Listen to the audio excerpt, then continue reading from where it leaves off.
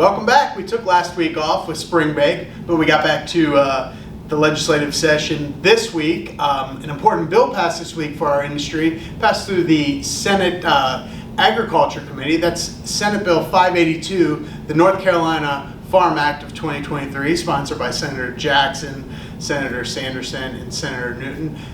Normally, we wouldn't have a whole lot of provisions that are in the Farm Act, but there is one important provision this year that deals with wetlands in the state, exceeding federal regulations on wetlands that went into place in 2019. So what this bill would do is sort of roll back those protections to keep them in par with federal regulations that deal with wetlands. So that's something that we're monitoring. That bill will now head to the Senate Judiciary Committee, but we'll stay on top of this bill. Another bill that we're watching is House Bill 409, Regulations on Accessory Dwelling Units. Accessory dwelling units have become a hot button issue over the last couple of years. These are sort of units that are built off the main residence.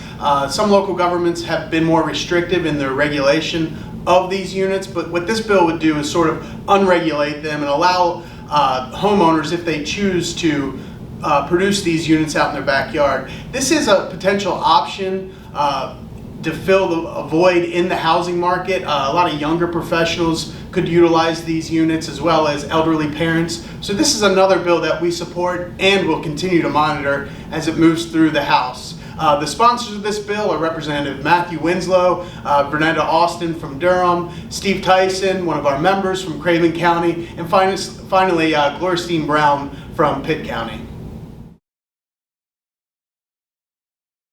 Another bill that was introduced this week that we're monitoring and we're not so excited about is House Bill 645, Inclusionary Zoning Workforce Housing Funds. This bill was introduced by Terrence Everett here in Wake County and also Representative Deb Butler from New Hanover County.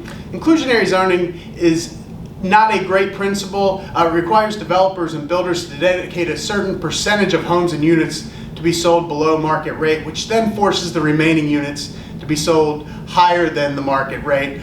This is a bad principle. We've fought this legislation in the past, and we will continue to oppose such legislation in this session and into the future.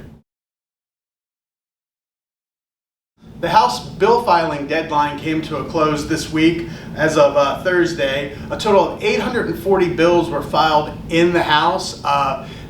Many of those bills will have to meet the crossover deadline on May 4th if they're going to remain eligible for the remainder of this session into next year's short session. So we'll weed through those bills, monitor them, see what's good and what's bad, and what we're going to fight for and what we will oppose. But the deadline has come and gone. We know what's out there in terms of bills. That's a lot of bills to weed through, so that'll keep us busy this week.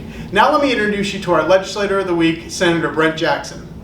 I'm excited to be here with Senator Brent Jackson, our Legislator of the Week. Even though he's from the ag industry, he's been a huge advocate for business across the state, a huge advocate for the home building industry, and we can't thank him enough for all his support over his, 12 or 13 years in the North Carolina Senate. Thank you so much, sir. Thank you, Stephen, and I appreciate working with y'all always. Thank you very much. You're certainly welcome. Thank you, Senator Jackson. You've been great. Your knowledge in business has really been helpful to us over your 7 terms in the Senate. We can't thank you enough for your friendship and your willingness to listen to us on our issues. For more information, read our written legislative report. See you next week.